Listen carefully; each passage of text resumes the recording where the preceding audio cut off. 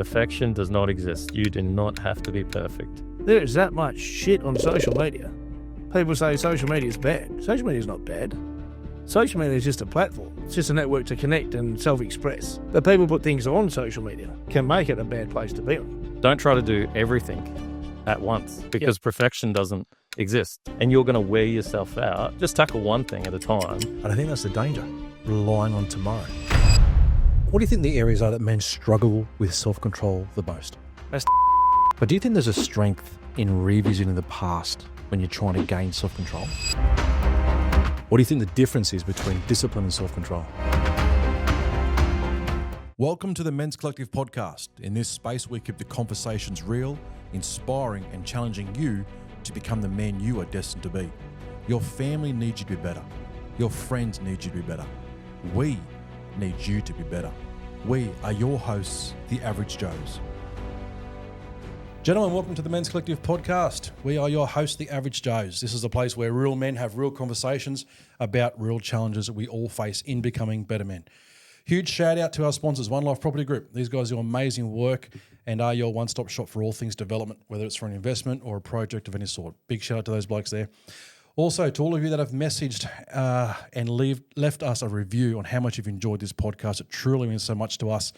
And I'm glad that you get so much from the content. So we really, really appreciate it. Today's topic is something every man struggles with, but very few seem to conquer, and that is mastering self-control. Let's be honest. How many times have we let anger, cravings, or impulse dictate our actions? Whether it's blowing up at the wrong time, reaching for that food or drink when you know you shouldn't, skipping that gym workout because, well, things like Netflix are that much easier. We've all been there. But what if we could really actually take control of our actions and our mindset? What if mastering self-control was the key to thriving in every aspect of your life? Today, I'm once again joined by three of my very good friends from different walks of life, each bringing their own raw, unfiltered perspective on what it means to practice self-control. We're going to break down the common struggles, the strategies that actually do work, and what happens when you push yourself to develop that strong grip over your actions and emotions. So, if you're ready to stop making excuses and start owning your decisions, get ready because this episode is for you. Let's kick it off. Gents, so good to have you back. Mikey, good to have you, bud. Mate, good to be here. Thanks for coming back. I feel like I'm the case study this week, mate. Actually, you know what's interesting about this? Because you and Miguel both responded the same way. When I said, hey, the topic this week is about, mastering self-control. Can you tell it what is exactly how I responded? not exactly. Have you got the buzzer ready to go? Got the beep. But you both went, oh, great. If there could be like an episode I'm not good at, this would be the one. But good to have you back, mate, nonetheless. Yeah, thanks for letting me on anyway. Miguel, good to have you again, bud. I love finishing my week to this, mate. It's great. Catching up with good blokes. Good on you, buddy. And Jamie, always good to see you there. You too. Like I said the other day, the seat's warm. It's just still warm again. Always be fearful of a warm seat. Didn't we say that the other week? Yes. Yep. I was like, where the hell are you going with that? And over there on the seats, we've got Dylan. Dylan's from one of our AJ's groups. Good to have you over there too, buddy. He's got access to a mic, so you may see, or hear, I should say, Dylan pop in today's topic. Well, fellas, mastering self-control. In other words, being able to moderate your own actions based on what you know is right. I want to start off by asking you, how would you personally define self-control? Why do you think it's important for men? Mikey, yourself. Mate, self-control, I look at the opposite of self-control, which I'm guessing would be impulsive. So giving into any impulse. So if I look at self-control, I would say it's the ability to not react in a split second, to actually stand back, analyse and plan your next step forward. So, yeah, that's where I would put it. Nice one, mate. Miguel. What's my definition of self-control? I think this is the first time I've ever had him not be able to say something, Miguel. What's going on? I've got lots. Quicker words from our sponsors. I can't even get self-control to speak, mate. The only these going through noise. This is going to be the first question for every podcast now. I think Mikey nailed it, to be fair. It's having control of that impulsive side. So self-control to me is, impulsiveness is a massive thing to it. Because sometimes you don't even know you're doing it because you're that impulsive, because it's become a habitual trait that you've learnt. So you just do it anyway. Like, I should not do this today, I should go and do that. Like, for example, the gym thing, right? I should go to the gym today. but the impulse will be like, I'll just go and do this. Have a burger, yeah. It's easier. Like you said before, mate, should go to the gym, but Netflix and mediocrity is so much easier. So I suppose self-control for me is, I suppose, having that mental pattern interrupt in place ready to rock and roll, which takes a lot of priming and a lot of time to rewire your habitual learnings and your knowledge to have the self-control, to be fair. Nice one. Jamie, definition of self-control, bud. I appreciate the extra time for thinking. I just think self-control is making sure you make the right choices. So what's going to push you forward and work towards the goals. And yeah, having that self-control, you know what to do, but it's the making sure you take the actions to make that happen. So yeah, it's a bit of logical thinking. It's a bit of making sure you know what you want and where you want to go. And that's what I would call self-control. Would that be confused with because I know we've said quite a lot about all the P's, prior preparation. And planning prevents piss poor performance. Would that more come down to planning though? Well, I think it's hard to... Well, you don't know what choices to make if you don't know where you want to go. Do you know what I mean? Because sometimes an impulsive choice, if you know where to go, can be the right choice. So, and having that self-control to actually think about, is this going to bring me closer? Rather than just sort of just going with your emotions. I think that would be the difference between it. So doing what is right rather than what you feel like. Yeah, taking the emotions out of it. Yeah. It's actually a good way of looking at it, actually. Sorry. Yeah. if I can add to that, like you just said, but is that planning? I'd have to agree with Jamie. It's part of the self-control because you're planning. Oh, so your control is to ensure there's a plan there to stop the piss poor performance, right? Rather than being habitual or what's the word you used? Thanks, mate. I knew you had my back. Yep, great. Anyway, moving on. Did I say something? Impulsive, right? So instead of having the impulsive thought, we'll just wing it, we'll just go with it, where you're putting that pattern interrupt there to have self-control, to do the plan, so the outcome's where you want it to be or somewhere close. It's interesting you brought that word up, impulse, because impulsiveness can be, well, my understanding of things being impulsive is that they're sudden, they're things that happen suddenly. They're things that happen right in front of you, and your impulse, so your reaction to it is like, okay, what do I do from here on in? I want to ask you guys another question, but I did something different this week. I want to show you guys a video. Okay, question. Right now in your life, what do you think the number one thing would be that you lack self-control? Chocolate biscuits. Chocolate biscuits. Okay. Create a scenario for you. If I reached out to you and said, hey, I'm really struggling with controlling myself around chocolate biscuits, what would you tell me to do? Create a plan to cut back. Yeah. Excellent. That's it. Thanks, mate. Okay, quick question. Right now in your life, what would you say the biggest thing you're finding a lack of self-control? Eating badly. Eating badly. Can I create a scenario for you real quickly? Okay. If I reached out to you and said, hey, I'm struggling to control all the stuff I'm eating real bad, what would you tell me to do? Don't know. No idea. Thanks, mate. If I was to ask you right now, what's the number one thing in your life where you lack self-control, what would it be? You've got me. You're in full control. No, probably not. So what would be the number one thing you really struggle to get self-control? Don't know. Don't know. I haven't even thought of it. No.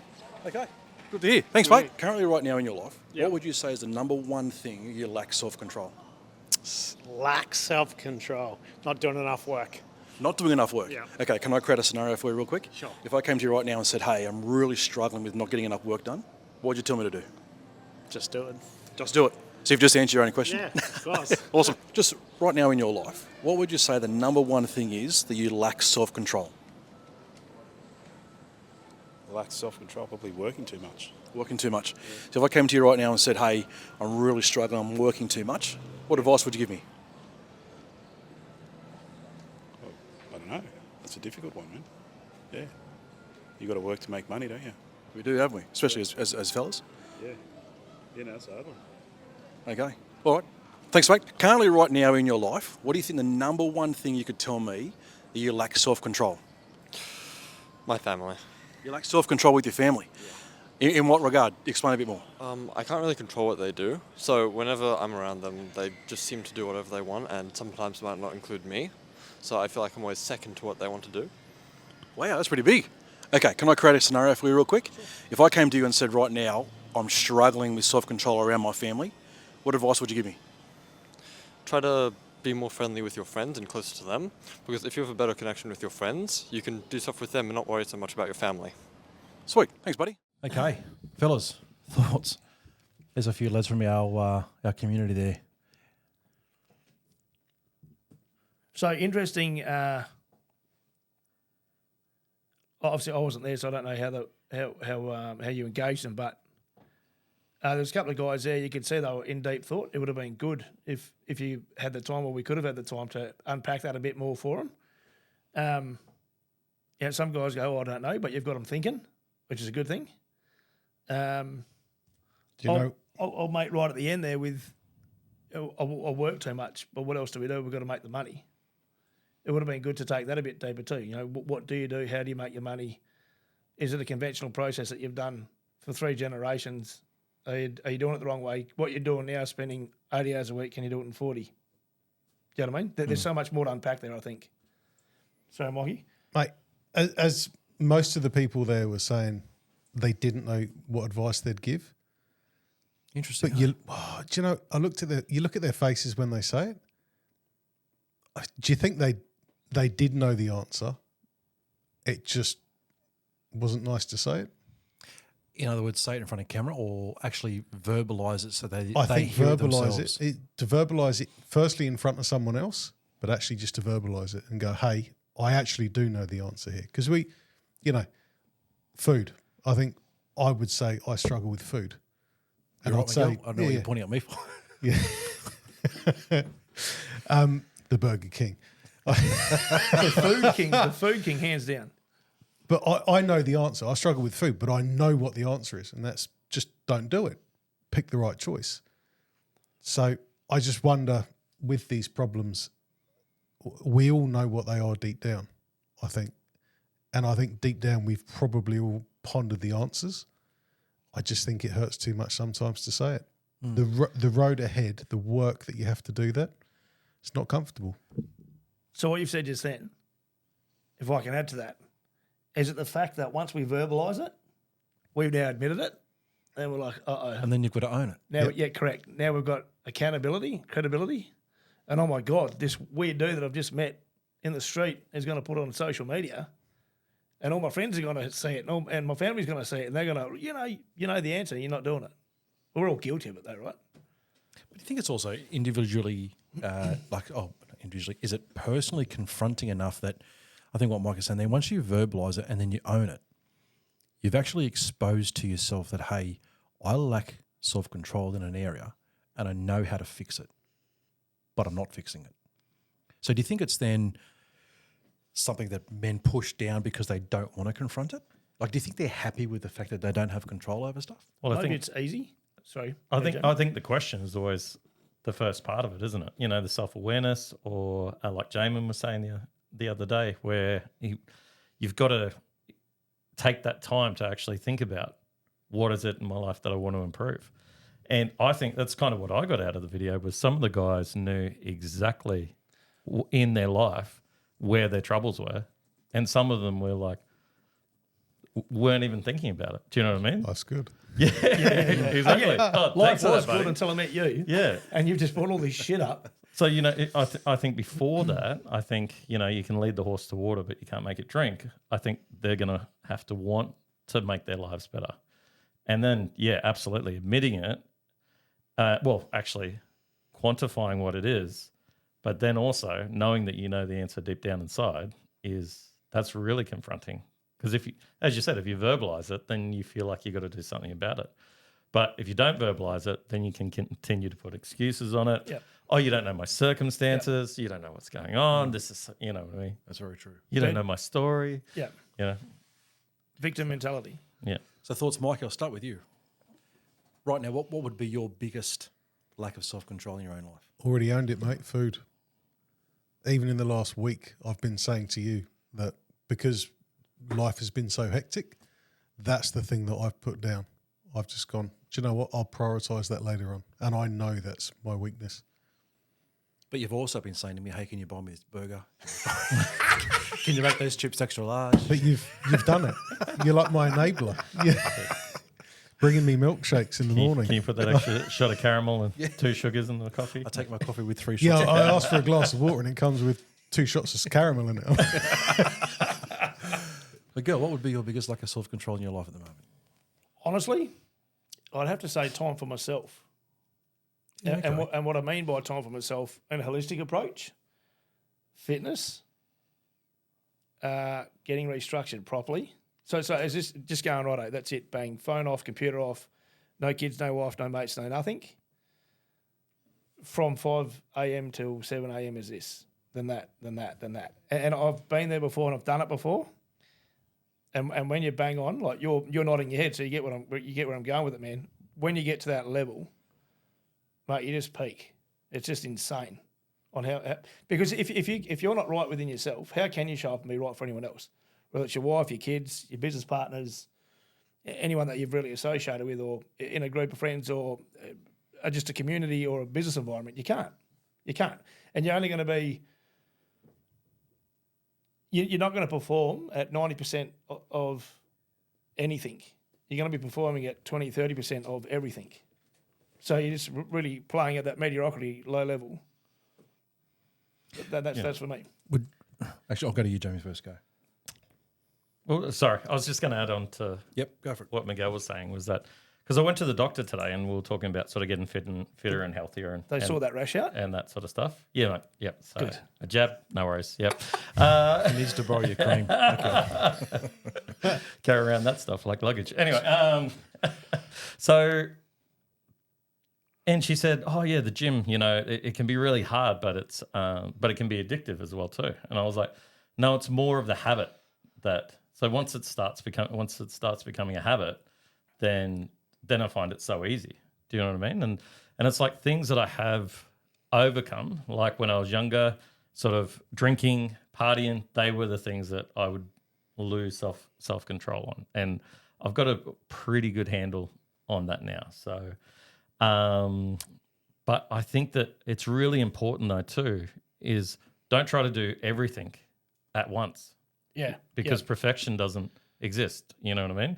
And you're going to wear yourself out. Just tackle one thing at a time, make it a habit, make it become a little bit easier, and then work from that. You know what I mean? And just like spinning plates, sometimes some of those plates are going to fall, and you're going to have to rework that again.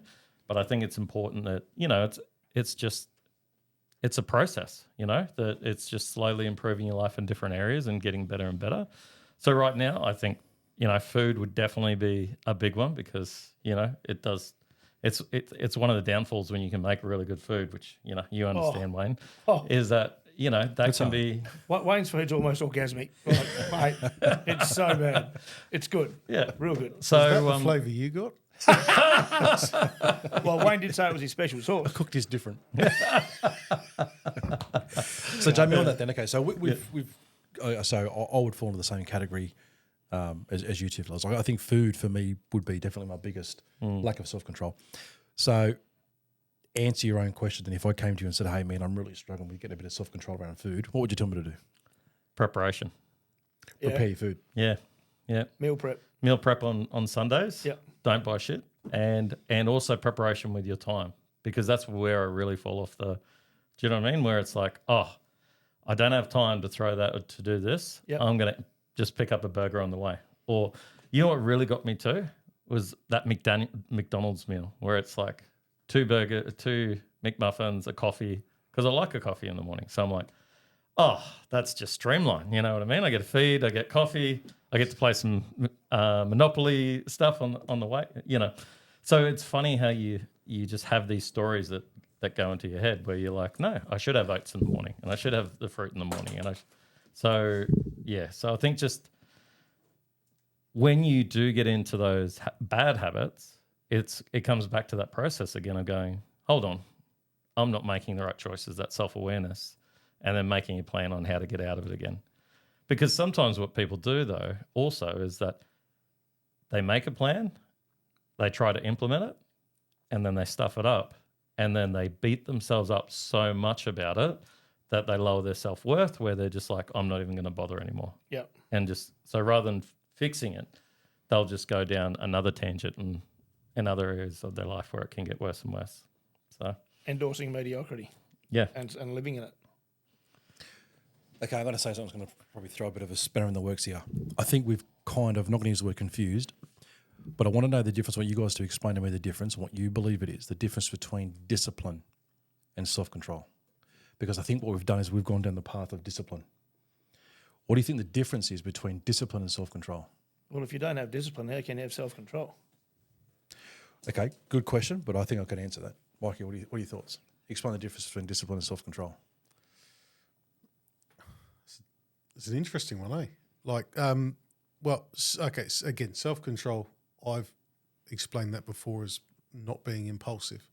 Actually, in a way, even that's disciplining yourself, isn't it? That's discipline. You're actually pulling yourself back and being regimented before you make a split-second decision.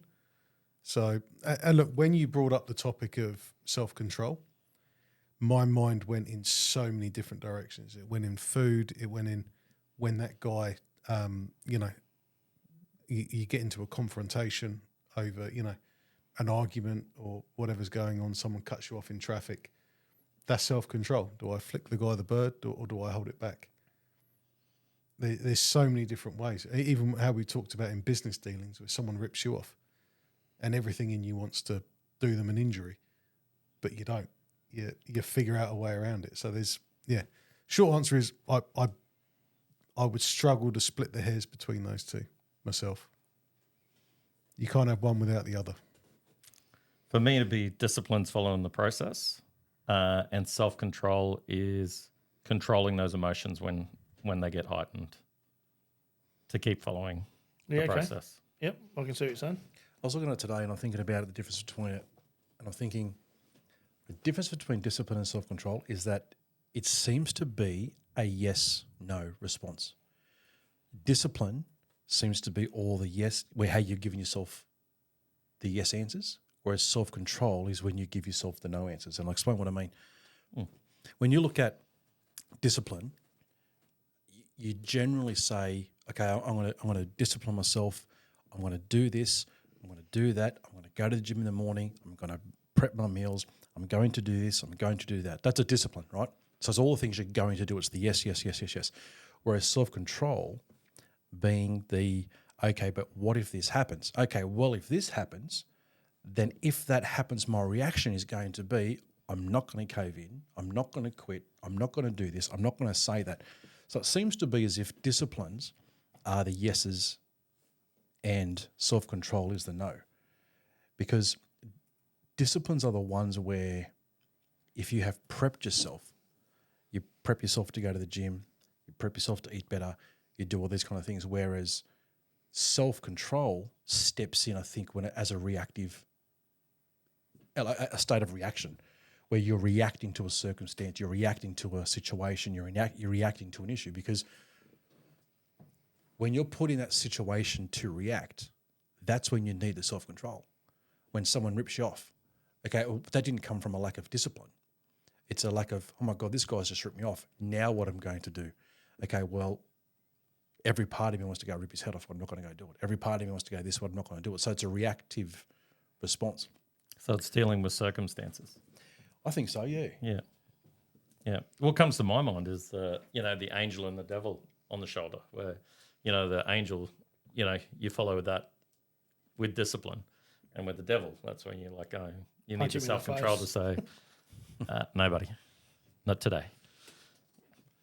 So do you think then, going back to what we said about the asking yourself the question, right? Looking at your own life and going, where do I lack self-control? This area, okay, give yourself advice in that area. Do you think the reason we don't follow our own advice, even though we know it, okay, funnily enough though, I think what you said, Mike, was true. When you look at the reactions, I just showed you the video prior of guys in the community, I'm on the same page as you. I think deep down you know the answer, but you don't want to own it, right? Because the moment you own it, you're held accountable to, okay, well, why haven't you done anything with it? Do you think the reason we don't take action on the things that we then eventually own or things that are exposed, do you think it's because we rely on tomorrow? I'll explain what I mean, right? My biggest thing, again, where I lack self-discipline, where I lack self-control would be around food. I walk past an open packet of chips and I'm like, oh, here we go. I've been in this situation so many times. Don't do it. No, I'm going to do it. I reach in and grab a handful, right? And the reason I reach in and grab a handful is because I might have eaten well all day, but I go, you know what? That's all good because I'll start again tomorrow. And the moment you allow tomorrow thinking step in, you put self-control to the side because you know that the result can still be the same if you just pick it up and keep going tomorrow, which I'm not against picking up and going tomorrow because I think that comes into play when you are dealt with a situation where, you could quit. That's okay. Keep going. I'm not talking about quitting. I'm talking about when you lose self-control. I think sometimes we cave in or should I say we're okay with giving in to lack of self-control because we rely on tomorrow. It's all good because I've got tomorrow. It's all good. Yeah, it's all right. I'll change it tomorrow. I'll do tomorrow. And I think that's the danger, relying on tomorrow. So I'm still stuck there with discipline. Walking past that packet of chips and going, I'm not going to have that handful of chips. Yeah, but discipline would be not buying chips. But so the moment I disagree. So, and I literally had this conversation with Christine before I got here. She's chewing on something, right? She's just got home with our youngest. And she said, I said, what are you eating? She said, chocolate. You know what Christine's like with chocolate. She's the same as you, mate, with chips, right? Or chips and chocolate at the same freaking time. Oh, we've had that conversation. Yeah, I know, you used That's to have. heaven. And then on the way home, we had to buy chips and chocolate because you guys had talked about it. See, now I need chips and chocolate. See, this is I can think of other things. I'm losing control. So I was literally coming up just the stop sign, just up the top of the hill here, just before I pulled in your driveway. And Christine said to me, I'm eating chocolate because you bought it. And she was dinkum. I laughed. Man, I lost it. I said, you got no self-control. I literally said that to her. I said, that's on you. I said, how come I can't buy chocolate and leave it in the fridge? Doesn't mean you have to eat it. I've got a packet of Winfield Blue sitting in my headboard above my head. It's been sitting there for ages, mate. Won't touch them. Don't smoke anymore. So I prefer to put it there. Like, some people might say, why would you do that to yourself? It's, you're fucking with your own head. But how much control have you got? I've done it before with a bottle of whiskey. You guys know I love my whiskey. Left it sitting there and I didn't touch it for like half an hour. That's better than yesterday. Yeah. No, but all jokes aside, seriously, didn't touch it and left it there for months on end. I remember when I was in Darwin, I was like, and no one believed not even my own mother believed I was going to give up drinking. And I did it. Just woke up one morning, that's it, I'm done. Nearly 12 months. That raises another question then when it comes down to self-control. You've given up smoking, but you still drive around with a packet of smokes above your head in the car, right? No. Oh, you said your headboard. I thought you were talking about, sorry, I'm thinking of in your car. So when you say your headboard, you mean what? In your bed. Yeah. In your bed? Yeah. You keep it a pack of smokes above That's wishful thinking, isn't it? There's a drawer there. Yeah, well, what do we normally do when Hey, we love. How long's it been since? He always has a cigarette after. That's why the packet's still full. It's February and there's still 19 So in what's the that telling you? Yeah, right. So she's got good self-control too. She's like, shop shut, buddy. Okay, so I'm going to ask a question because it raises a good point. It's not like sitting open there. My kids don't even know it's there, right? But it's a test to me. Because I know, mate, I could literally go all day and maybe when I was smoking, maybe have 3 or 4 smokes, right? Especially if you were busy and you were swinging spanners and you're running guys, whatever, you didn't have time. My biggest thing was of an evening, I'd sit down and I'd go through easy, anywhere between like 6 to 12 mid-strength stubbies and a packet or more of cigarettes. And it started about 6 p.m. and go through about midnight while I was going through all the job cards and all the stuff and get ready for the next day. That was my wind down for that afternoon. One of the most unhealthiest habits that I created. And when I left Port Hedland, we went to Darwin. I said, I've got to stop this, because if I don't, and Coke, like bottles of Coca-Cola to keep going during the day because I was fatigued and whatever, So it's like none of you guys sitting here would have ever seen me have a fizzy drink, ever. That brings up a good point, though. Do you think sometimes a change in surroundings can actually help? No, 100%. No, I think change in surroundings, not necessarily. A change in the people that you're surrounded with, yes. But, mate, you take an alcoholic out of one area and put him in the next area. If he's not disciplined and he doesn't want the change, he's going to attract and he's going to find the alcoholics in that new area. So, well, Period. There's the book that I started, audio book the other week. It was something habits. No, it was Atomic Habits? Yeah, Atomic Habits. Atomic Habits, Yep. And the scenario he uses in that is the heroin addicts through the Vietnam War. Yep. So apparently they did a study and found that there was a lot of the vets over there were addicted to heroin. So they followed them as they came back. And from the 30% of vets that were apparently doing heroin regularly, the ones that came back at the end of it, because of the change in surroundings, the environment, there wasn't that stress, the availability. It went down to only 5% of them actually stayed addicted. Yep. So it has to be somewhat surroundings, hey? But like I said, not just the surroundings, the people. And then, so what I mean by surroundings, right? So like, if you, let's just say you've left Sydney and you're going to move to the Sunshine Coast. That's what I look at as a surrounding. But what I mean, so the conditions of that surrounding. Okay, you're in war. You're stressed. You're on heroin. It's taken the edge off it.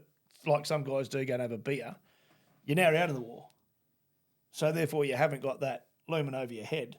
It's not readily available. It's not sitting there in a bucket in the jungle. It's a bit harder to get, and it's contraband in the US. So in that instance, yeah, totally agree. That's changed. But those last 5% that are still taking it, what are they pushing down? What are they masking? You know what I mean? Yep. So I think there's a few factors that roll into that. Yeah, well, the want to change, isn't it, really? Yeah, correct. If you want to change, maybe that is something good, is to go to different places or go to a different, it is so much easier to stop partying, moving to the Sunshine Coast than living on the Gold Coast. Do you know what I mean? Like, there's... Are you saying we're soft up here, mate? No, but I know what you're saying. The party, environment's definitely different. Yeah, 100%. My and nothing's fast, open. talk about food. My fast food intake has dropped dramatically since I haven't been driving around job to job anymore. Like, my work life has changed from being in the car for 5-6 hours driving between jobs, checking up on jobs. It was so easy to do Maccas in the morning and Maccas at lunch because you're literally just going through drive-through. So it's so easy, and it was easy because I lacked the self-control to say no, because I wasn't disciplined to pack my lunch. So, tying it together. Prior planning, go. blah, blah, blah, blah, blah. Like you're saying before. So if you would have had that plan there and you had packed your lunch. But let me ask you this. Driving like 6 hours between jobs to do your quotes and stuff, right, as a business owner and feeding work to your staff, I'll bet you any money, if you went back through that habitually, you probably started that process off as an apprentice. I'll grab a pie and a absolutely. You like a pie and a Coke. Like, mate, look at tradies everywhere. Tradies everywhere support that, the corner cafe, right? Corner Cafe, TAB. Yep. So Friday afternoons. Raising a question on what you said about your cigarettes there, Miguel, do you think it's a smart move? Like, it's like you're throwing temptation in front of yourself all the time. If you're dealing with a man that lacks self-control in an area, but then goes, okay, I'm going to make a decision that I need to make change, and he starts to implement change, right? Do you think it's a smart move to dangle that carrot in front of him all the time? Mate, I think it comes down to the man. Simple. Like, I know what makes me tick. I know what I know how to challenge myself the most and to get the best out of myself. I think we all do to some degree. And sometimes I like to push those, I like to test those limits. So do you think then mastering self-control, my thought would be this: if I was going to master self-control, I would take myself out of the environment, or remove the situation itself out of my life, so then the choice to cave in or not wouldn't be there. That's what I would think would be a wise move. I mean, because I actually, Dylan and I were saying this last week, because one of the guys that comes to our AJ's groups, I consider an absolute champion and a legend for the way this guy lives his life. But he's been with us at AJ's for coming on to 5 years now. And at the time he joined us was right at the time in his life where he decided to never drink again. It wasn't because he enjoyed a beer. He lived on beer. He said his day rotated around when BWS would open in the mornings, and he would wait outside, a full-blown alcoholic. He was saying like a week and a half, 2 weeks where food wouldn't touch his lips. It was just alcohol. He lived like he was said, I was an alcoholic. I'm a recovering alcoholic. Now, he comes to 3 of our Average Joe's meetups. Now, as you know, we meet in either a pub or a cafe. It's where we majority meet up for that 1 hour a week. He comes to 3 of them. All 3 of the ones that he comes to are at pubs. And I say to him, mate, I applaud your strength, the fact that you've made such a dramatic change in your life to move out of alcohol. But explain to me how you can put yourself in this situation every single week, 3 times a week that I know of, and still not touch it.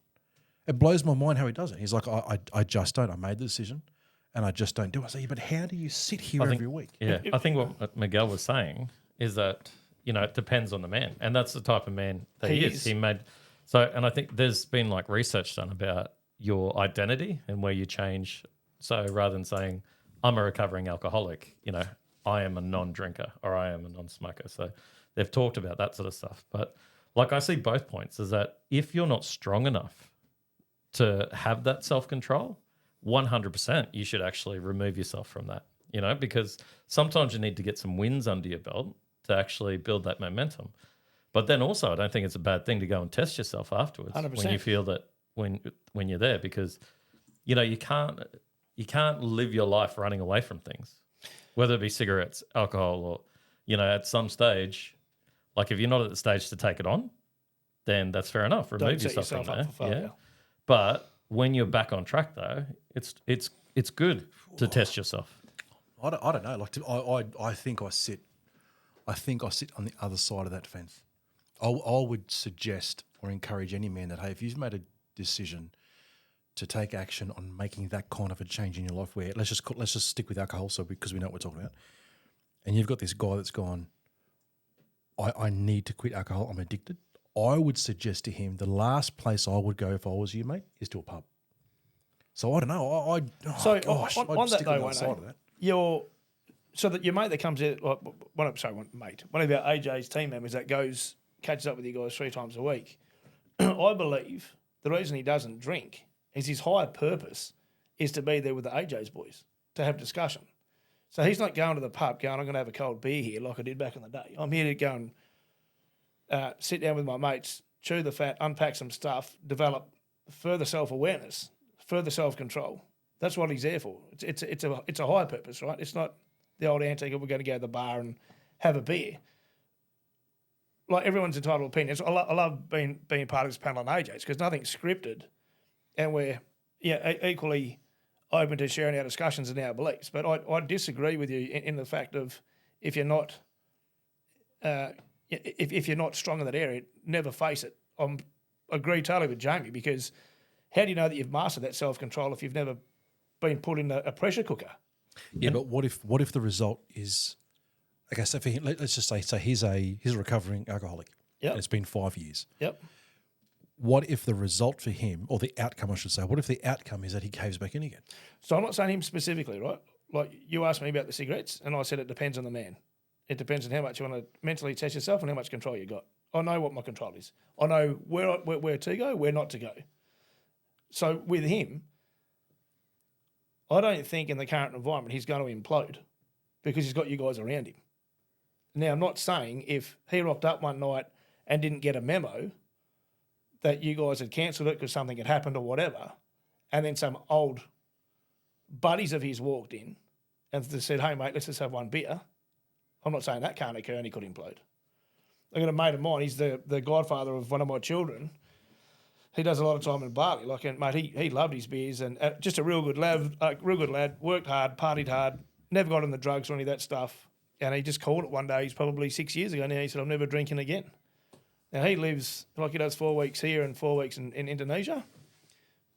He's a party animal, still parties all the time, still never touched drugs, does not touch a drop of alcohol, but has a fat time with some of his best mates who still get drunk, every freaking weekend. Like he's in his 40s, but he's just got that self-control.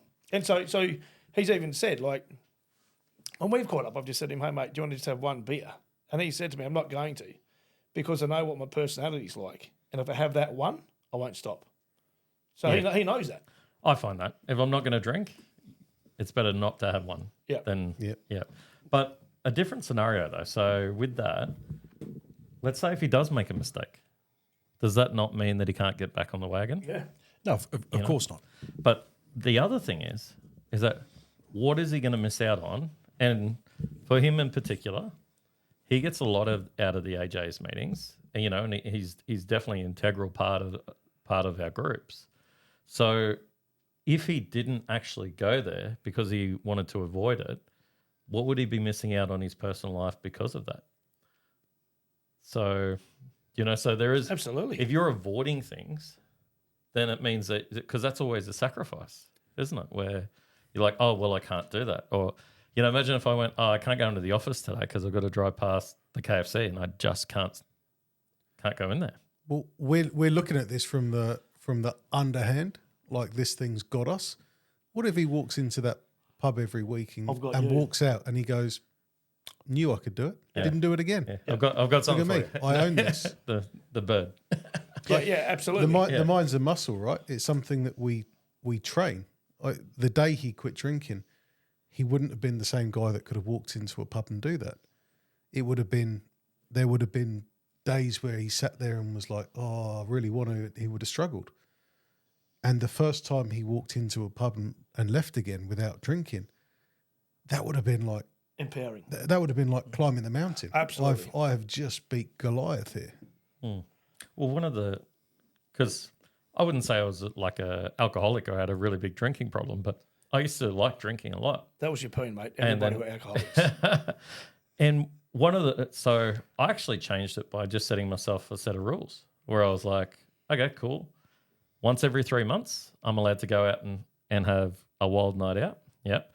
I'm not allowed to drink by myself. Yeah. And I only can have a drink on the weekend. So having those 3 rules actually gave me more control, to go, okay, no, I've got this. So that's because you're giving yourself the time, though, and the space to have that discussion with yourself and set the ground rules. Correct. Where I was like, oh, yeah, this is too much. Yep. You know what I mean? So, yeah. So, for all the listeners out there, I would never advise somebody that's trying to give up smoking or some form of an addiction or whatever, if you want to create a new healthy habit. I wouldn't say, okay, so last weekend, for the last 15 years of your life, you've been on the beers with the boys. For fuck's sakes, Friday night, don't go down with the boys and try and go cold turkey. Because the reality and the logic of you failing and imploding is really high. Because you're going to have your mates there that aren't used to supporting you. The only one in the group that's now changed your lifestyle to be healthier. Come on, mate, don't be a pussy. Come on, mate. You got the peer pressure. You've already got enough pressure on yourself anyway. Anxiety's probably through the freaking roof. You've changed, mate. Who are you? You used to be one of us. And all the other bullshit that's going to go on with it. As Wayne said, you can start that tomorrow, mate. Right? Yeah, true. So in that instance, Wayne, I totally agree with you, mate. Don't put yourself... Well, again, comes back how much you want to challenge yourself, Well, that's where you change your surroundings, hey? If everyone around you is encouraging you to do the wrong thing, you find the right one. Yeah. Which opens up that can of worms even bigger then. When you decide to take control of an area of your life, it has a ripple effect that it's not just going to be about that one thing. It could mean that you change your circle of friends. 100%. It could mean that you change so many other things. Family. In order to gain that control. So self-control, if men need to or want to gain self-control, I think you need to be prepared that it's going to cost you something. It could cost you a relationship. It could cost you time. It can cost you so many things. But I think to really gain self-control, you need to be prepared for it to cost you. Yep. But you also need to understand the difference of cost versus value. That's really good. To add to that, I'll jump in while you're thinking. No, he's gone again. To add to that, if you've got people around you that are in your corner, like through thick and thin, and genuinely friends that want to be there, and you share that journey that you're going through with them, hey guys, love you to bit, it's been a ride, we're still all good buddies, we're still going to catch up, watch the footy, but I'm not drinking anymore because I'm changing. Now, if they're going to embrace you as their friend, happy days, mate. You can still continue on that journey. Like I just said about my mate in Indo. He's still got really good mates that he grew up with from childhood. They still go out partying. He doesn't drink. They support him in that. And the ones that didn't accept it, the bird boys, I'm out. Been a good ride. See you later. Well, there is another point to it, though, too, is that if your friendship is that strong, then who's to say that they're actually not going to join you? Correct. And they're going to see the improvements that you have in your life and go, you know what? I'm on this train. You've led the charge. Yeah. You know? It's funny because we had Dylan and I went to a meet thing a couple of weeks ago, and this guy we'll talk about was there as well. It was just a few of us who were sitting down, and the food package that we'd bought at this thing comes with all you can eat meat, but also it's all you could drink, right? Oh, thanks for the invite, mate. Yeah, no, mad invite. I did actually in the group chat gave you the invite. It was a really, really good day, mate. One of the best days we've ever had. Everyone was there. Company was great. I'm so glad you were dealing with your self-control issues with food, mate. No,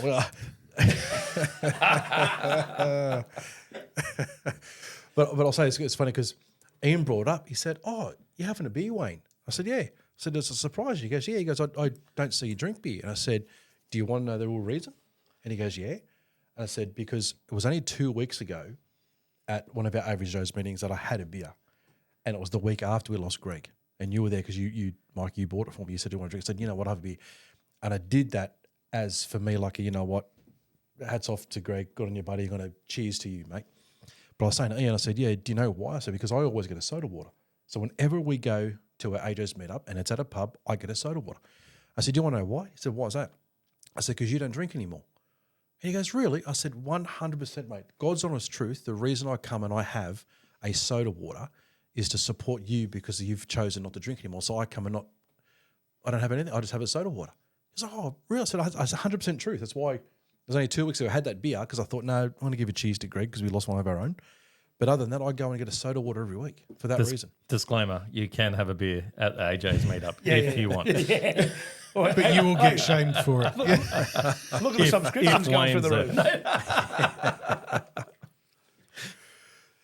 roof. So sticking on the difference between discipline and self-control for a minute, right? I'm going to describe a bloke to you for a second. Fat, broke, alcoholic. Lacks self-control or lacks discipline? I'd say both. Yeah, 100%. I was going to be like, if you keep talking about me like that, I'm not coming out. Let's just ask him. I was ticking it off too. He's what a bitch. I have the answer to this, guys. Mike, so what do you do? Yeah, what do you do? No, this is an intervention. Fat, broke, alcoholic. Lacks self-control or lacks discipline? Well, I think, like Jamie put a good... I'm still very much aligned with discipline, to be fair, because I don't think you can have the self-control without the discipline. Like, we've just been through that, but I actually wrote down what Jamie said. Discipline is sticking to the process, and the self-control is dealing with the emotion that comes from that discipline, from that process. Like, the discipline is, I'm not going to have that drink today. And then when your mates rock up, dealing with the emotion because they're there. Oh, shit, I just want that one to drink. No, now comes the self-control. That's right, yeah. So I think our mate that's fat, broke, and an alcoholic, well, he's probably an alcoholic because he's fat and broke or fat or whatever it is, right? So there's parts before he become the alcoholic, potentially, right? Guys, this is hypothetical, right? We haven't got a real study subject matter here. What triggered him to become fat? And how did he become broke? What come first? Which part of the discipline wasn't there? Therefore, the self-control wasn't there. The self-love wasn't there. So, fuck it all. She'll be right. Start tomorrow. But tomorrow's never came for him, right? I think you're actually right. I think looking at the difference between discipline and self-control, I think you're bang on. I think when you wake up in the morning, you say, "I'm not going to have a drink." That's a discipline that you've set yourself. Today, 10. This is what I want to do, right? But then when your mates rock up with a six-pack, self-control kicks in and goes, no. The situation's now here. It's in front of me. No, I'm not going to take it, right? So do you then think to master self-control, do you think discipline strengthens it? Do you think you start with discipline in order to even get to the problem of having to need self-control? Do you think it needs to come back a step and go, it's about getting your disciplines right first? Well, yeah, I think discipline is the plan, isn't it? Like, you know what I mean? These are the actions I'm going to take. And if you don't know the actions, like, it comes back to, like, when I was running the business, that's all you cared about was the business. So my health and I've still got a way to go, but my health got ridiculous. You know, where you see a photo of yourself, you look back and see a photo of yourself and you go, oh my God. You know what I mean? You're disgusted in yourself, sort of thing. And I wish that I had friends of mine that went, hey, buddy, you've changed, man. And not for the better. Like, you need to get back on the horse and eat and do better. Do you know what I mean? Because I think because you don't see it on a day-to-day basis. You know, you're just like, oh, it's good. Yeah. But sometimes, like, you know, someone doesn't see you for a year. It might have been, that could have been the catalyst to go, mate, what have you been doing? You know what I mean? Like, you have put on so much weight. Go get your shit together. Like that. I don't know how I would have reacted at the time. You know what I mean? But I kind of wish some of my mates actually did that and go, mate, all right, let's get this fixed up, because that's... See, I would say that isn't discipline or self-control, though. That was priority. You prioritise something completely different, and you succeeded in that area. Yeah, but I didn't need but if I had the discipline, it wasn't... That was the excuse I was telling myself. Do you know what I mean? Like, I was just like... So to add to what Mikey's saying, what did business represent for you, though? Financial security for your family? Do you know what I mean? All those other things with it. Yeah. So, yeah, I just think that sometimes it's good to actually have a kick along and go, okay, because that could actually go, all right, well, this is another priority in my life. And it's actually funny, what I was thinking was that those guys that you asked the question to today, even though they might not have had the answer right there and then, I wonder if they went home and actually went. So sometimes just having... So I think sometimes just that question, and even if it's not you asking yourself, just asking one of your mates or pointing out something to them, going, you know, is that really what you should be doing right now? Like, is that really your biggest priority right now? I think that could be a starting point for people to set that way to discipline and, i.e., have more self-control. I honestly believe, seeing some of those guys' reactions there when they walked off, that would have been the catalyst of a talking point with blokes around beers this afternoon. Mate, met this dude today. He's down there, he asked me this, and I was like, oh, you know what? And it would kick off stuff. I swear to God. Like, I'd almost guarantee it. Clearly, I'm not there, I can't guarantee it, but you can see the way that some of them guys were thinking. They probably went, sat in the car park and sat there for 5 minutes. Actually, what is it they want to achieve? What do you think the areas are that men struggle with self-control the most? Masturbation. Yeah. Not speaking personally, of course, but... From what I've heard. Masturbation, phone, food, drinking, partying, gambling, you know. Working, big time. Yep. So is this the whole list, or is this what men struggle with the most? I think like that's what off the top of my head, knowing people and you know, personal experiences and stuff, that would be pornography, you know, like. Why do you keep looking at me, mate? I think you looked at you the whole list. Mate. It's because of that video you're in. We all looked at you that whole list. I was dressed up in that video, mate. You shouldn't know. Dylan just met you and he looked at you that whole list. I was watching the doctor in the corner, and he was in hysterics, mate. I recognise the back of that head anywhere. And you know, one that I think would be massive, but I think that isn't talked about at all, is negative thinking or whinging. I've seen something with Denzel Washington, and he's done an interview. It was a while ago now, a few years ago, and he got asked, what challenge have you set for yourself? And he said, I'm trying to go through one day without having one negative thought about another human being. And he was dead serious. And whoever was interviewing him at the time was like, and how you going with that? He said, mate, failing miserably. He said, I started doing it, I'm going to go for a week. He said, couldn't get past a minute and then an hour and then training myself. So he's creating a mental pattern trap to, you know, to maybe find the good in it or find the green lights rather than the red. But he's like, I'm still at, and he'd been doing this for, it was quite some time, hey, like months or maybe a year or two. He's still at that 1 day process. He can't get past the day without having that one negative thought. Mate, if you'd have to stay off the Bruce Highway for that. I'll tell you what, get out of the right-hand lane. I want to take what you just said there, Denjo. I think you've hit a crossroads on where I want to take this, but I think it's a brilliant one. I want to take it down further. But I want to say this. Go back to what you just said before, that list that we joked about. Because now that you've taken it that way, let's go back to that list for a minute. So when we say, what do you think men lack self-control in the most? What did we say? I said phones, masturbation, We say pornography. phones. Yep. So control over your phone. Yeah. Yep. Like distractions. You Yep. know. So distractions, yep. Yep. Pornography. Pornography, masturbation, drinking, gambling. What was the other one? Drugs, Oh yeah, drugs probably. smoking, Yeah. Okay, so when we say what men struggle with the most, and working. Sorry. and that being the list, right? Do you notice how every one of those, the result or the reason why men struggle with it is because they do it in the first place to get a dopamine hit. Yeah. They do it to get a feeling back. So it's as if the biggest thing we lack control over is us searching for a return feeling. But then when you took it down the other way, we're talking about negative thinking and things like whinging. that. Yeah. That's a whole different way of looking at it now. But when you go back to that list, it seems as if the things men struggle with the most is because they're searching for a feeling. Wow. But when I compare, like you can join that together, right? So the whole negative thing, while it's negative, each one of those still gives you the dopamine hit, right? So you got to replace those with healthy habits. And healthy habits, as we all know, guys, whether it's work, food, whatever, it takes time because you're recreating your biology, you're rewiring your brain. Like saying that morning you used to get up and whatever it was, six eggs on a big greasy piece of bun or something. No, we're going to stop that now. You can't expect to wake up tomorrow. Like you said, you've got to start changing different parts of your life. It can't all be done at once. You put too much pressure on yourself and you do generally implode.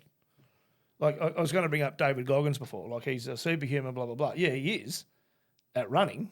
I've met the guy when he was here in Brisbane. And I've also heard from some pretty good sources. He's not the best at relationships. And he says openly that he's a pretty hard guy to live with. So I might be a really good athlete. There's certain things in his life that he's got very poor control over. One thing with all that sort of stuff, I had this thought years ago when I was down in Robina with a mate, and there was horse racing on, and we're at the back of the bar just having a drink, and you saw this group of guys. They're all drinking. Yeah, they're all betting on the horses as they came in, and then one of them won. And the euphoria of it, it actually didn't seem though that it was the money that they won. It was that the together win. we're right. winners. Is like the social aspect of that sort of stuff. So I think like a lot of that sort of stuff, and like as you said with drugs, who does drugs by themselves? Most of the time, like there's other people there. Like it's a social environment. Today. Everyone's looking at Miguel again. I was looking at him. Who drinks by themselves? It starts off as a social sort of thing. You go to the races, you go with a group of people. You don't normally go. Now, where it becomes a real problem is when you start doing it by yourself. You know what I mean? That's the person who's drinking by themselves. The person. I disagree. Like I think you need to refine that. To be fair, like Well, I know could plenty be. of people that'll chill out so Mikey's thing on a Friday afternoon is a cigar and a whiskey, winding down for the week. Yeah, but that's not we a wanted lack to of talk to self-control. Mikey about that. No, that's what I'm saying. No, so I'm just saying for the listeners out there, having a drink by yourself is fine if it's controlled. Like it's Yes. what you're Yeah. talking about is pretty much closet drinking, right? You're sitting in there and you're just drinking for the sake of drinking. Correct. You're not drinking for the sake of the enjoyment. Like you have a cigar, mate, because you love your cigars, right? And it's not a wee Willems. I've smoked that shit. You might as well just chew on horse crap. But they're decent things, and it's your way, I suppose, to unwind. So it's controlled. Yeah. So I think that maybe, I guess the point, I got a bit off topic there, but I think a lot of the time it's the social interaction that gets people into this. Do you know what I mean? But we're just doing it in an unhealthy way. So you're talking about becoming a byproduct. Yeah. So you're like, okay, we'll go to the bar to catch up with our mates. Yep. You know what I mean? Yet we could go to the beach and catch up with our mates. Go for a jog. Well, don't take it too far. But Okay, yeah, Step at a time. There's that many great tracks around the Sunshine Coast, right? Especially up around our neck of the woods, mate. Karoi, Pomona, Noosa. Some great trail walks. 100%. Like we had the privilege of having a gentleman here, without saying any names, from the block. Well, it's because there's been a couple on, right? But those guys stopped drinking and they embrace, like, every Friday is his day now, right? He goes and does a heap of fitness stuff for himself. And I think he said every day he climbs Pomona Mountain. Yeah. every day? Like that's his thing, or is it I every think so. Saturday? No, I think it was every day. Yeah, we said that. Yeah. And that's no, his the embrace. recovery every Saturday. Yeah. Look, we have that. There's a lot of guys out there that are having this happen to them just from products of society.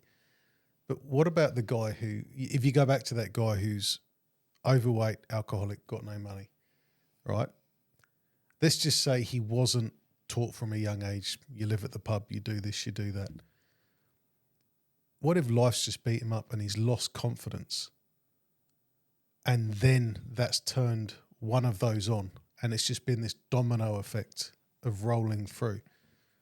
How does he come back and go, I need to get this self-control, I need to...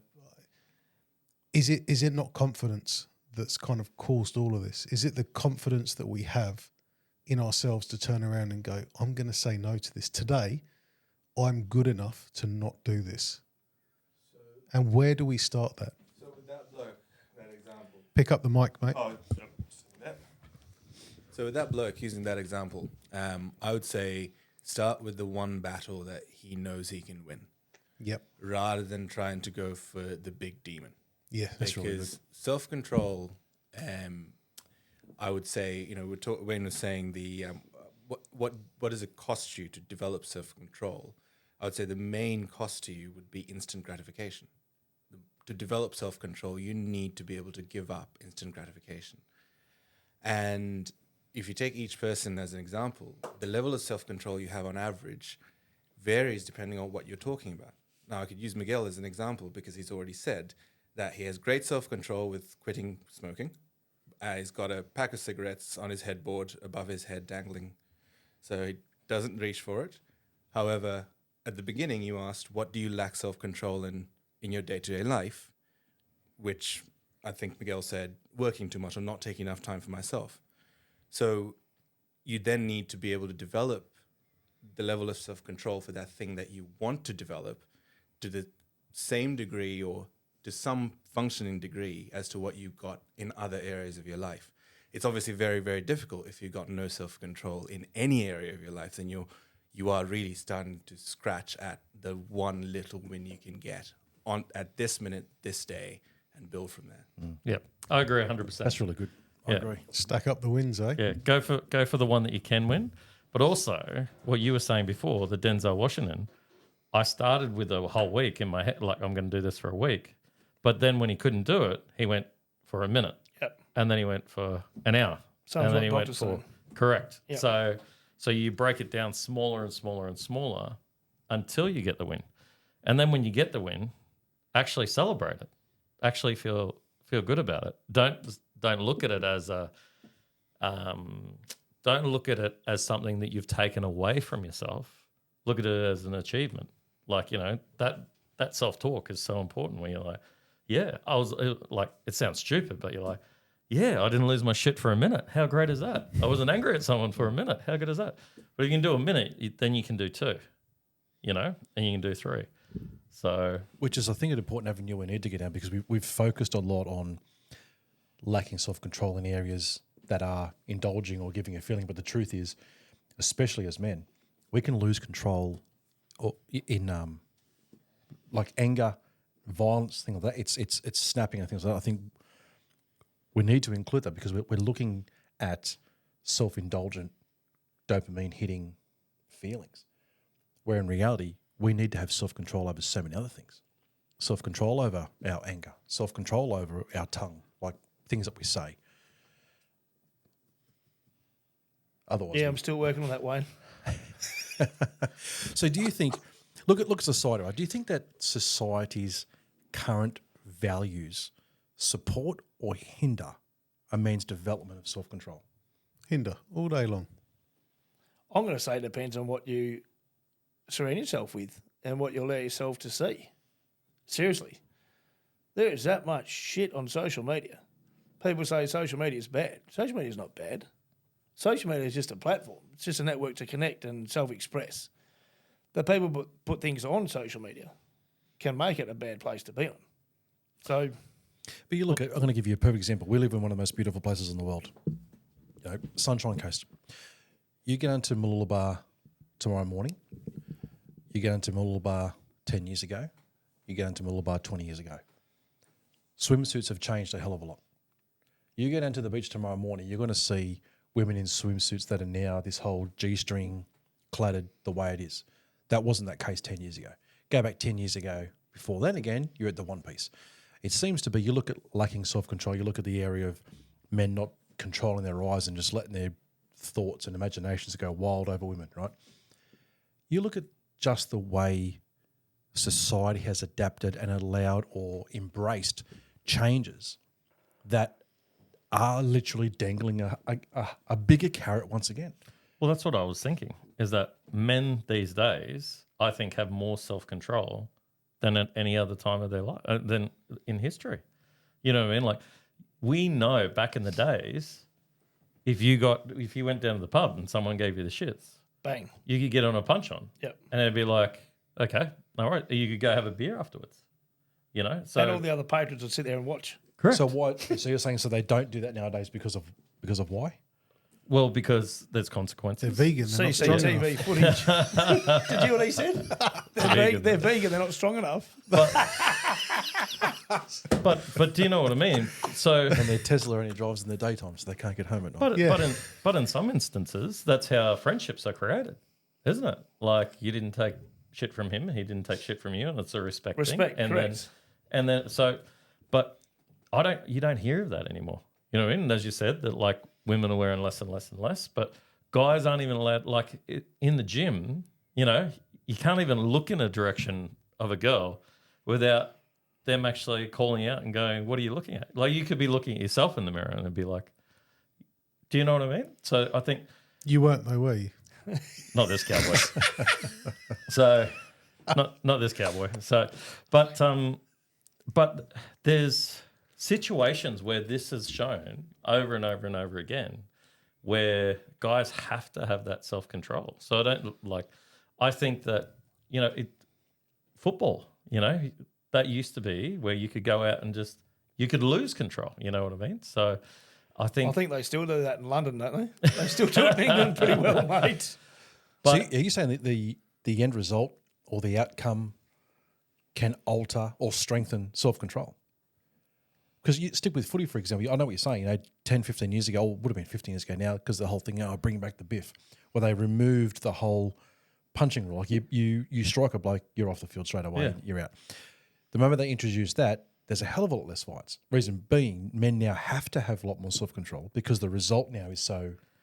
But I'm also worried that if you are so controlled, at some stage you're going to want to break out.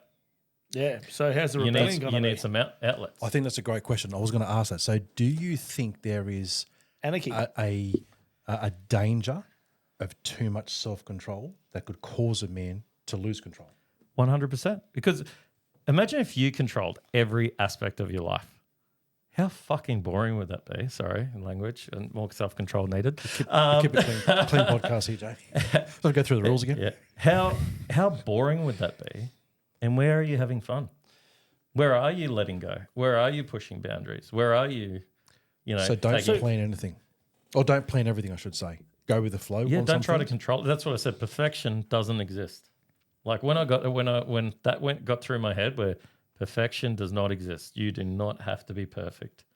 You know? So that was something that really sort of struck me, where I was like, okay, cool. If I work on getting better, but I still enjoy myself. I was actually in the gym the other day and I was saying to a guy, like, you know, we had a really good session and he was like, he was like, oh, you did really well today, mate. And I said, yeah, good. So if only I could get my food in better check. And he said, oh, you got to live your life.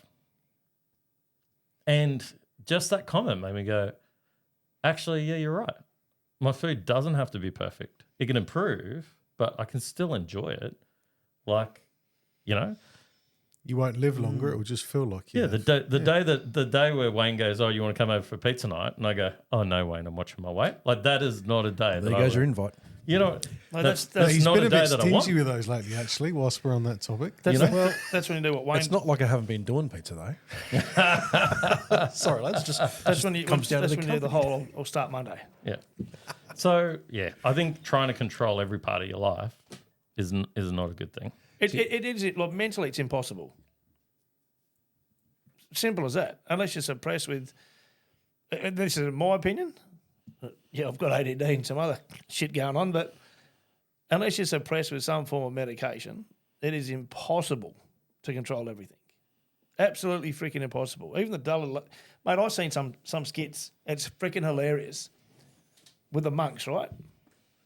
Inner peace, Zen, blah blah blah. I've seen this guy lose his absolute shit at a car and kick the shit out of it, and everyone was just like mesmerised because he's this. He was a monk, and he's supposed to be the most holy, the most peaceful, blah blah blah. But he had a breaking point. He lost control. Everyone does. I actually like what you said, Jamie. I think the more I think about it now, when you are on the journey on gaining and mastering self-control, I think one of the aims should be to not aim for the outcome to be perfect. I think actually, if anything, the more I think about that, I think the more you set yourself up to lack self-control, because you'll realise on that journey, if you're trying to master self-control and you're aiming for perfection and you don't reach perfection, you then are more likely to give up, and therefore you haven't gained any control at all. I like that. I think that's actually quite good. What's that? There's a saying about expectations. And it came to me when I was like over in Fiji, and you saw these kids that were just the happiest kids. You know, they're living in huts, and they're swimming in the creek, and they're running around, they're all waving, they're laughing, they're having a great time. You know what I mean? And they've got nothing. Yeah, but they've got everything. But they're so appreciative of just life and loving it. And yet you see some of our kids where they've got everything and they're depressed. But we're talking about material items. Material items, you know what I mean? Yeah, absolutely. But so that's for me where expectations came in, and I was like, man, you just need to lower your expectations, and then that way you can surprise yourself, and you actually appreciate the extra stuff that you have on top of that. So question: Do you pick an area of your life where you want to cut yourself some slack, and then set good boundaries around that? Do you go, if it is food, you go, hey, every Friday I'm going to go and eat like a pig at wherever it is, or I'm going to go and enjoy that thing, and you set yourself that kind of let the steam off? I think you're bang on. I think that slots into what we're saying. Well, you have cheap meals. Yeah. Or the other thing I do is just buy better quality stuff. So if I don't have, let's say, KFC for the week, which is, if I don't have KFC one day and one morning, but then I'd be like, oh, awesome. Now I'm going to go buy some really nice steak. Yep. Now, even though it's not, it is super healthy and all the rest of it, but it's still going to be really well marbled and heaps of fat, and I'm probably going to overeat on the steak. But I'm losing control right now. Should I move it? So yes, you can have you can go way off the deep end and go cheap meals, but also you can reward yourself with stuff that is really good. Alcohol is another thing where you'd be like, okay, if I don't drink for a week or two, then I'll go buy myself a really nice whiskey. So that way I'm going to sit down and actually enjoy it. And I'm not going to drink it in one session that way as well. So yes, you can reward yourself, but I think also making better choices down the track is also a good way to go ahead. There's a big difference too, though, right? With a bottle of whiskey, and I'm talking about sugar intake, preservatives, and all the other nasties that go with it. Whiskey, wine, beer. I'd much prefer, and whiskey mixed. Ugh. The sugar and all that, the pre-mixes or even post-mixes. Like a whiskey on the rocks is quite, I think it's about as healthy as you're going to get compared to having a beer or a wine with a heap of sugar in it, or a post-premix drink. With what you said too, mate, to add to your steak, I remember when Christine first started her training, a coach in Darwin said every Friday, and it was his exact words, word for word, you can have a cheat meal or a refeed meal. They changed it from cheat meal to a refeed. So a refeed could have been, technically, could have been 150 grams of 95% fat-free mince instead of 100 grams of 100% fat-free. You know what I mean? Or extra lean. But he'd tell us ourselves, he'd go to Hungry Jack's, he'd go to Macca's, and he'd go to Subway. So you get the cookies from Subway. Hungry Jack's, you get burgers, and I can't remember, I think Macca's was, whatever it was, 15, 20 nuggets. But then you feel lethargic and buggered. So I'd said to Christine, like, why are you going through the week being so strict? Why don't you change that refeed or cheat meal to good fats, and we all love our sashimi? So go and get some high quality fish and pig out on that.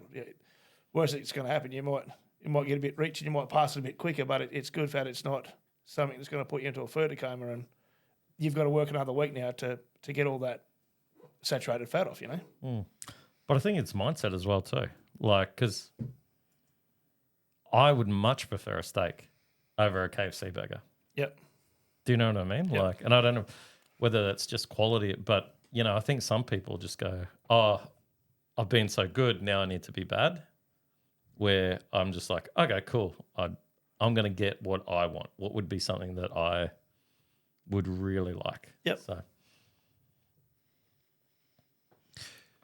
people often say, you shouldn't look back. Don't look back in the past. That's in the past. That's move on, forget about it. But do you think there's a strength in revisiting the past when you're trying to gain self-control? 100%. Because what I mean by that is because I've been in this situation before. Like a thing like this, I've been in this situation before. I know what I'm here for. Therefore, prep myself better.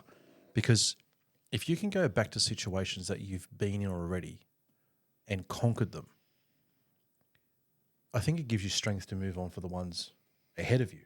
Absolutely. Which means there's wisdom in going back into your past. Depends which way you look at it. Like if you're looking at going back into your past, if you're looking at your past failings for your future wins, absolutely. But if you're going back into your past to repeat old habits, no. No, I mean revisiting the wins. Or actually, all the fails. Revisiting where I've been here before, I know what the result's going to be. How do I make change? Well, when I used to do sales training, one of the exercises I used to get guys to do is actually write down, and if they were struggling with confidence, I would get them to write down all the wins that they've had, every single win that they could think of. So, the time that you picked up that really hot chick, the time that you won that grand final, the time that you scored the try, the time that you, said that funny joke at the right time. Like, it didn't matter how small it was, just write down every single win that you could think of. Yeah. And you could literally see them becoming more confident as they went. So, and if you go back to when we had, was it Nathan, the investor on the other? Yep. If you treat life like a game, like, isn't that what we do? You go, you try a level, and you try something and it doesn't work, and you go, well, I'm not going to do that again, So then you try something different. So I think that if you actually looked at it in that way, where you go, okay, I want to lose weight. Where did I luck out last time? Oh, well, I put on too much work. I wasn't prepared and I didn't do that. What's one area that I could fix? Okay, cool. Well, let's prepare. Let's make sure I prepare every Sunday. And then if you start doing that and that starts improving, well, then you're like, cool, that's a tick. Well done. Like, celebrate it and then go, cool, what's the next part that I can improve? So just like breaking it down and actually learning from your mistakes and celebrating your wins, treating it like a game is, I reckon that would be. Yeah. See, I worked in that same industry with you, obviously not in the same office, but what I found when we were trying to train guys to sell was actually just building their confidence, like actually walking with them. Amazing. That was amazing. Like being their cheerleader. 100%. And when I look at all of this, I go, do you know what? Whenever I struggle with something, I look for a cheerleader. I look for the guy that's going to help me out, that's going to give me confidence and encourage me in that. Is that not the thing? If whatever you're struggling with, find someone who's just going to support you in that. They're going to, hey, it's okay. You got this. You did it yesterday. You can do it today. So that would come down to making your struggles known.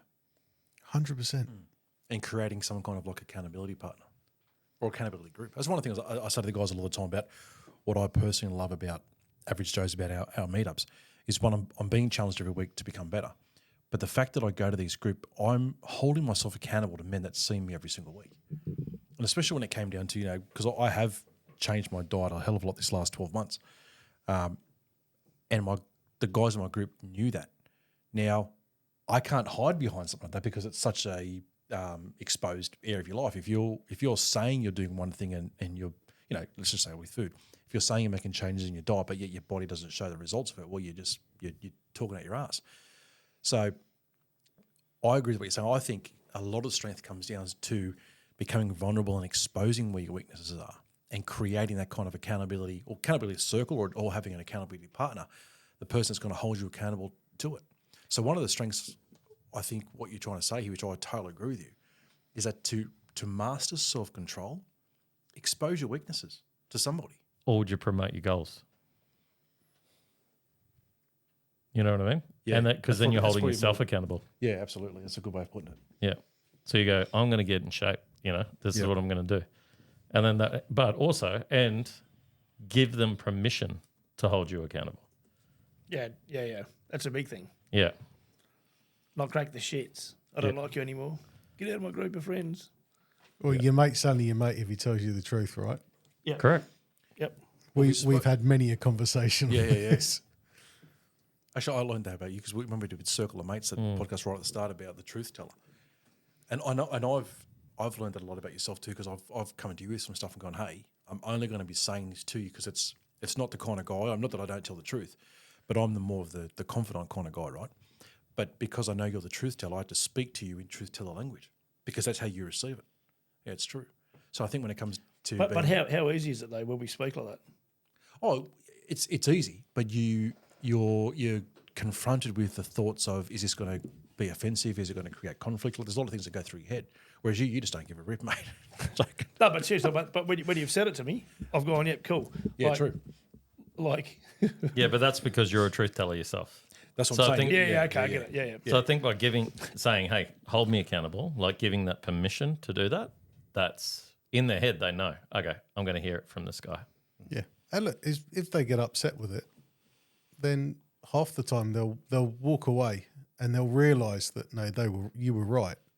I've had conversations with people and they've gotten really quite upset with what I've said.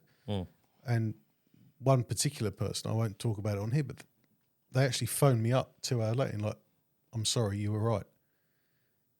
Well, that was big of them to be able to acknowledge that too, right? Yeah, 100%. I've done it. After a few beers and whiskies and whatever else. I remember one night. It was Miguel, no. I think we've all done it, especially on the drink, right?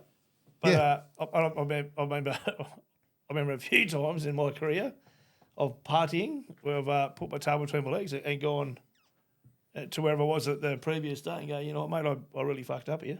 Oh, no, it's all right. I said, no, it's not all right. Hell no. Like, if you behaved like that at my place, I would have, kicked you out. So it's not acceptable. We don't tolerate it. Don't condone it. One thing we'll do it again next weekend. Yeah. One thing I do want to bring up though is the voice inside your head. As you were saying, when you walk past the chips, what are you telling you? Like, there's something that you're telling yourself that you go, oh, a chip would be really good right now. Yeah. But you know what? And if I put some chocolate with it, Burn them all. So is there Start tomorrow. things that you guys do to actually cut that voice inside your head, to have that self-control? So you can prime yourself. I'll tell you what, this is one of the decisions I made because this last 12 months I've made massive changes. I started 12 months ago at 139 kilos. So literally 139.7. So let's just call it 140. So he got circumcised and dropped 20. So let's just go back 12 months. I was 140. This morning I weighed in at 122. Now I got down to 119, but I'm sitting around 20. So let's just call it 20 kilos. So the last 12 months I've dropped 20 kilos. He's rounding it up. Sorry. The thing I did, I created this thing because one of my biggest, where I lost self-control was I'd go into the service station when I got fuel and I couldn't pay for petrol without buying a packet of lollies. And then the packet of lollies turned into the 2 for $7.50. Then the 2 for $7.50 turned into the 1 kilo party bag. I could not buy petrol without getting lollies, right? That was like my biggest, and Lisa would say to me all the time, she goes, babe, I'm putting these receipts through the business and there's lollies on every single receipt. Just snakes and gummy bears, like just boom, boom, boom, just love them, right? Now, this is what I started to do, and it makes it made a massive difference. Disclaimer: if you have Alan's Lollies shares, sell them now. Now that you've mentioned lollies, I'm going to get some. I do these two things. I've made this a common thing now: is decide prior and act fast. And I'll explain what I mean. I decide before I go in what I'm going to do. Yeah. Which is not buy them. I'm going to go in, pay for out. petrol, walk out.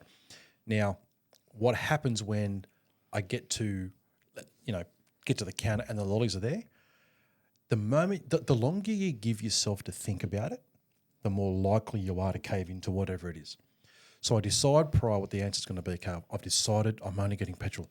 So when I walk in and now I'm confronted with it, I act fast. I don't look at the packet and go, actually, you know what? How about I check how many calories are in a pack, because I have one pack. I could probably cut out. Like, the longer I do that, the more I end up buying lollies. So I decide prior the outcome and act fast when I'm there. So when I'm there, and I've done this before when I've done, like you go out and you go, oh, I'm going to go out tonight, I'm not going to have a beer. So I'll decide that. And then when somebody says, hey, mate, you having a beer? I answer super, super quick. Hey, mate, you having a beer? No, I'm good. Because if you stop and you go, look, I wasn't going to, but 2 or 3 seconds and you're buggered. That's what I'm saying. So I've found what worked for me. Decide prior, act fast. Biggest change I made. Yep. I decided tonight I'm going to have a big steak. And a packet of Eat it lollies. fast. Covered in a packet of lollies. I remember one day you rang me, mate. You were so excited. You'd forgotten about the pack of lollies that you left in the car, and it was hot, and all the lollies melted into one. That was gummy bears. And he was so excited because he ate the whole thing like it was a gummy bear steak. It was a gummy bear steak. Big chew I toy. swear to God. It turned it. It was that, but I took a photo of it. I shouldn't be talking about lollies. I've got to go buy lollies straight away. Mate, I'll tell you what. Decided though, prior. There is so much like wisdom in that though, because that's when you do it right, that's what I do. You're like, no, I'm not going to do that. And then, but also you're exactly right. The more you think about it, the more time you give yourself to justify. And that's what Absolutely. you're doing. You're talking yourself into it. Yeah. It's okay to do this because we'll start on Monday. Yeah. Yep. Not Monday this year, though. Or it's like the same with the gym. You're like, oh, I really need the sleep. You know, it's actually funny because I was thinking on the way here and I was like, that 1 hour extra sleep that I would get from not going to the gym, I wonder if I just said to myself instead, well, if you're really tired, you can go home and have a nap during the day. Like if you're really struggling, just for that, just to get rid of that thought process, you know what I mean? Because you're like, oh, I'm so tired. I need to sleep. I don't think I can go to the gym this morning.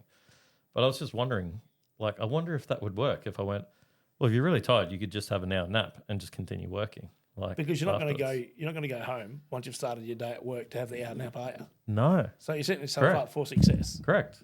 Like you're tricking your impulse. But you've got that. Got that way out. You know, Yeah. and you're like, oh no, okay, that makes sense to me. I'm like, yeah. Well, guys, I'll wrap it up with one last question. When a guy loses self-control in any area, what does the recovery journey look like for that guy? Depending on the period that he's lost self-control for. So you're at night and you go, I'm not going to have a beer tonight, and you have the one beer, you've enjoyed that beer, and you go, that's it, I'm done, I'm out. Then you're back straight on the horse. Opposed to Friday night, Saturday night, Sunday binge sessions, it's the level of the depth, I suppose. Yeah, I'd agree with that. Like, because I think that if you let it consume you again, it's a bigger process. Yeah, I think it was Jerry Seinfeld. He got asked by a comedian, an up and comer, on what you should do to be a great comedian, and he said, write a joke a day, and then all you do. I don't know. Is that in The Power of Habit or was it? Well, anyway, is it in Atomic Habits or something? But anyway, and he just said, when you write the joke, do a cross. And then when you do it 2 days in a row, all right, put another one, and you'll get to see that run that goes along. Yeah. And then if you fall off the wagon and you miss one day, don't let that one day turn back into 2 days. Get back on the horse and then build it and see if you can beat that other thing. It's like when you're playing ball. Like you see how many shots you can get in a row, don't you? You're like, yep, 1, 2, 3, missed it. All right, now I'm going for 3 again. 1, 2, 3. 1, 2. Oh, shit. Okay, let's go again. So I think that, having that aspect of going, okay, cool. I stuffed up. Let's go again. It's true. Mikey, Mate, what does the recovery journey look like? I think first of all, you've got to be honest with yourself and you've got to admit where it's gone wrong and that you're there. And then I think you need to find yourself that cheerleader, that person that you can be accountable with. And then from there, start small, go for a day, celebrate the wins. If you, whatever it is, day, 2 days, whatever, even the smallest things, build your confidence and just keep pushing. Tomorrow is another day. If you do fail, you go again tomorrow, but you don't go out trying to fail. You go out there, give it 100%. If you win, you win. Celebrate, tell everyone. The more people you share it with, the more you're going to be tied into it. Yeah, well said. Well, I took a couple of notes while we were discussing again today, fellas, and we'll wrap it up with these things, but I was obviously taking into account everything that we're saying. Took a few things about how do we as men master self-control. And the first thing I wrote down was take the one thing that you lack self-control in and give yourself the advice as if it was someone else asking you. Referencing back to that video I just showed you and the very first question we started with. One of the things that Dylan said about focusing on the small wins, get the small wins intact, and Mikey just finished with that too. Get some small wins under your belt. You can find you get a lot of self-control back. What Jane was saying, don't aim for perfection because you're only going to, let yourself down on that expectation. Another thing that Jamie said, promote your goals and being held accountable. Like what Mikey said again about having that accountability person. And deciding prior and acting fast. I think when you can make the decision on what your outcome is going to be, then answer quickly and act fast on everything we say in regards to it. Well, gentlemen, thank you once again for joining us on this podcast. I really appreciate your input. Love having you guys here. And you guys listening in, we really appreciate you tuning into this Men's Collective podcast. We are your average Joes. Like I say every single week, jump on the website, get a hold of the socials, see where we are, see all our meetups. Jump into one of the meetups. We'd love to see you. Love to see you there. And please leave us the review. Tell us about how much you enjoy the content or how much you don't enjoy the content. We really want to know what you guys think. We'd love to hear about it. Jump on the website, grab a shirt, grab an AJ shirt, grab whatever you like from there. But we'll close it there.